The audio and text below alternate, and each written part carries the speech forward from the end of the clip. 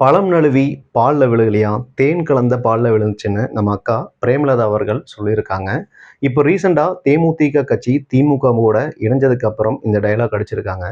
திரு விஜயகாந்த் அவர்கள் யாரை எதிர்த்து எதற்காக அரசியல் கட்சியை ஆரம்பிச்சாரோ, இந்த தேமுதிக கட்சியை ஆரம்பிச்சாரோ, அதுக்கு அர்த்தம் இல்லாம பண்ணிட்டாங்கங்கிறதான் இந்த நடவடிக்கை நமக்கு காமிக்குங்கிறதுல எந்த டவுட்டும் கிடையாது. தேமுதிக கட்சியோட ஒரு மீட்டிங்ல திரு விஜய் பிரபாகர் அவர்கள் என்ன சொல்றாரு அப்படின்னா, காங்கிரஸ் கட்சியை எக்காரணம் கொண்டும் நம்பிராதீங்க விஜய் அண்ணா அப்படின்னு அக்கறையா சொல்ற மாதிரி சொல்லிட்டு, அதே காங்கிரஸ் கட்சி இப்போ எந்த கட்சி கூட கூட்டணியில இருக்கோ அந்த கட்சி கூட இவங்க கூட்டணி வச்சிருக்காங்க. இதை நம்ம எப்படி பாக்குறதுங்கிறது தான் தெரியல. தேமுதிக இப்ப கூட்டணி வச்சிருக்கிற இந்த டிஎம்கே அரசு தான் ஒரு காலத்துல விஜயகாந்த் அவர்களை கோமாளியாக்கி அழகு பார்த்து கம்பீரங்கிற ஒரு தோற்றத்தை உடைச்சு, அவர் ஒரு நல்ல மனுஷங்கிற ஒரு அடையாளத்தை உடைச்சு, அவர் ஒரு ஜோக்கருங்கிற மாதிரி சித்தரிச்சாங்கிறதுல எந்த டவுட்டும் கிடையாது. அதுக்கு யூஸ் பண்ண பிரச்சார டூல் யாருன்னு பார்த்தீங்கன்னா வடிவேலுங்கிறது உங்க எல்லாருக்கும் தெரியும். ஏடிஎம்கே சார்பில் ஆனந்தராஜுங்கிறதும் உங்களுக்கு நல்லா தெரியும். இந்த ரெண்டு பேர்த்தோட இப்பத்த நிலைமை என்னங்கிறது உங்க எல்லாருக்கும் நல்லாவே தெரியும். இந்த கூட்டணி சேர்ந்ததை பிஜேபி கட்சி ஒரு மாதிரி விமர்சனம் பண்ணியிருக்காங்க. என்ன சொல்லியிருக்காங்க அப்படின்னா, திரு விஜயகாந்த் அவர்களோட ஆன்மா கூட உங்களை மன்னிக்காது அப்படிங்கிற மாதிரி சொல்லியிருக்காங்க. இதே பிஜேபி கட்சி இருக்கிறதுனால தான் இந்த தமிழ்நாட்டு மக்கள் ஏடிஎம்கே ஒதுக்கி வச்சிருக்காங்கிறது மட்டும் அவங்களுக்கு ஏன் புரியலன்னு தெரியல. அவங்களுக்கு தான் புரியல அப்படின்னா எப்படி ஏடிஎம்கே தலைமைக்கு புரியாம போச்சுங்கிறத தெரியல. தமிழ்நாட்டு மக்களை ஏன் அவங்க புரிஞ்சுக்க மாட்டேங்கிறாங்கன்னு புரியல. பிஜேபிங்கிற கட்சி ஏடிஎம்கே கூட ஏடிஎம்கே தோல்ல சுத்துற வரைக்கும் ஏடிஎம்கேங்கிற ஒரு கட்சி தமிழ்நாட்டுக்குள்ள அவ்வளோ சீக்கிரம் நீ வெற்றி பெறவே முடியாது. ஏன்னா தமிழ்நாட்டு மக்களோட மனசுல ஒரு விஷயம் நல்லா பதிஞ்சிருக்கு.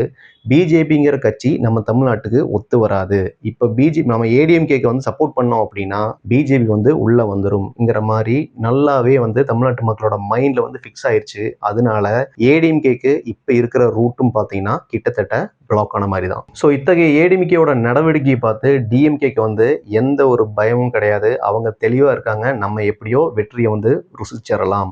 அவங்களுக்கு இப்போதைக்கு இருக்கிற ஒரே ஒரு மண்டை குடைச்சல் என்ன அப்படின்னா விஜய்ங்கிற ஒரு ஃபேக்டர் மட்டும்தான். அதையும் அவங்க என்னென்னமோ பண்ணி சமாளிச்சிடலான்னு பார்க்குறாங்க.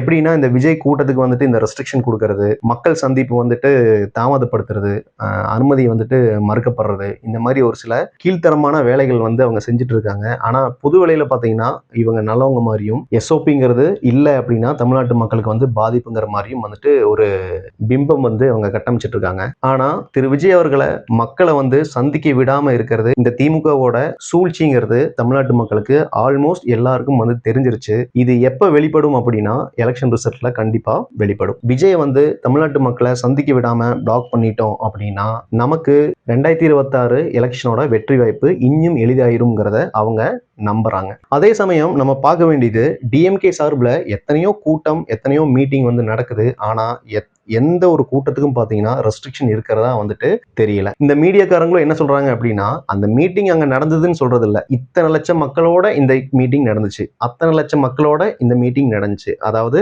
மக்கள்கிட்ட அவங்க ப்ரொஜெக்ட் பண்றாங்க டிஎம்கேக்கு கூட்டம் இருக்குங்கிற மாதிரி ஒரு தப்பான பிம்பத்தை இந்த மீடியாக்காரங்க காமிக்கணும்னு நினைச்சு வேலை செய்யறாங்க.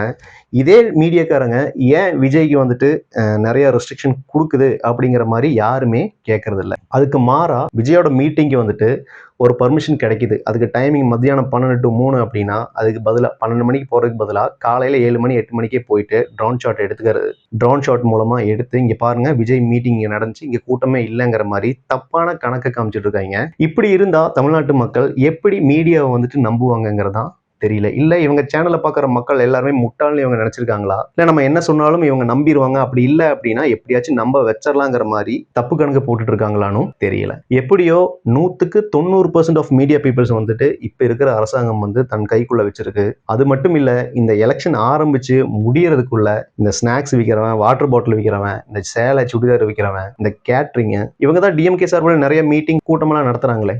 அதனால அவங்க கண்டிப்பா சேர் வேணும், ஸ்நாக்ஸ் வேணும், வாட்டர் பாட்டில் வேணும், பிரியாணி வேணும். இந்த மாதிரி இருக்கும்போது இதை சப்ளை பண்ற ஆளுங்க ஒரு படி சம்பாதிச்சிருவாங்கிறத எந்த டவுட்டும் கிடையாது. இப்ப இருக்கிற சூழ்நிலைக்கு மக்களுக்கு டிஎம்கேங்கிற ஒரு கட்சி மேல ரொம்ப ஒரு அதிருப்தி இருக்கு, பயங்கரமான அதிருப்தி இருக்கு. ஆனாலும் டிஎம்கே இல்லாம நம்ம ஏடிஎம்கேக்கு வாக்களிச்சோம் அப்படின்னா பிஜேபி உள்ள வந்துருங்கிற ஒரு பயமும் இருக்கு. அதனால இந்த டிஎம்கே மேல இருக்கிற அதிருப்தி மக்களும் சரி, ஏடிஎம்கே கட்சியில சிதற ஓட்டும் சரி, விஜய் பக்கம் வர்றதுக்கு நிறைய வாய்ப்பு இருக்கு. அவரோட ரூட் கொஞ்சம் கிளியர் ஆயிட்டே இருக்கு. பத்தாவதுக்கு சசிகலா அம்மையாரும் பாத்தீங்கன்னா இப்போ புது கட்சி ஆரம்பிக்கிறதா பேசிட்டு இருக்காங்க. அப்படி ஆரம்பிச்சிட்டாங்க அப்படின்னா ஏடிஎம்கேயோட ஓட்டு இன்னும் சிதறும். அப்படி சிதறுச்சு அப்படின்னா டிஎம்கேக்கு வெற்றி வாய்ப்பு இன்னும் கொஞ்சம் ஈஸியா இருக்கும். அவங்களுக்கு இருக்கிற ஒரே ஒரு குடைச்சல் ஆல்ரெடி சொன்ன மாதிரி விஜய்ங்கிற ஒரு ஃபேக்டர் மட்டும்தான். இந்த விஜய் ஃபேக்டர் இன்னும் அவரோட ரூட்டை எப்படி ஸ்ட்ராங் பண்ணிக்கலாம் அப்படின்னா, மக்கள் கூட இவர் சந்திக்கிறது, இந்த மக்கள் சந்திப்புங்கிறது இரட்டிப்பு வேகத்துல போகுமே ஆனால் கண்டிப்பா தமிழ்நாட்டு மக்கள்கிட்ட விஜய்னால ஒரு இம்பாக்ட் கிரியேட் பண்ண முடியும். ஆல்ரெடி இப்போ கிரியேட் பண்ணியிருக்காரு. இருந்தாலும் அது இன்னும் ஸ்ட்ராங் ஆகணும். ஏன்னா எலெக்ஷனுக்கு இன்னும் 30-40 நாள் இருக்கும்போது ஏடிஎம்கே டிஎம்கே கட்சியோட பிரச்சாரம் சரி, அவங்களோட வே ஆஃப் அப்ரோச்சும் சரி பயங்கரமா இருக்கும். ஏன்னா இத்தனை வருஷம் அவங்க எலெக்ஷன்ல பழம் சாப்பிட்டு கொட்டை போட்டவங்க. விஜய்க்கு இருக்கிற ஒரே வழி மக்கள் சந்திப்பு இரட்டிப்பு வேகத்துல நடக்கணும். அதுக்கு அவர் பர்மிஷன் கேட்கணும். அப்படி பர்மிஷன் தாமதப்படுத்தினால் இவருக்கு வேற வழியே இல்லை. வீடியோ மூலமா பிரச்சாரம் பண்ணணும். அப்படி போடுற வீடியோவை விர்ச்சுவல் வாரியர்ஸ் மூலமா மக்கள் எல்லாத்திட்டையும் அதை கொண்டு போய் சேர்த்தணும். அப்படி சேர்த்தி மக்கள்கிட்ட விஜய் என்ன சொல்ல வராருங்கிறத புரிய வச்சுட்டாங்க அப்படின்னா கண்டிப்பா விஜய்க்கு இன்னும் கொஞ்சம் ஸ்ட்ராங்கா அவரோட ரூட் கிளியர் ஆயிரும். பார்ப்போம் வரும் காலத்துல விஜய் அவர்கள் அதை ட்ரை பண்றாரான்னு.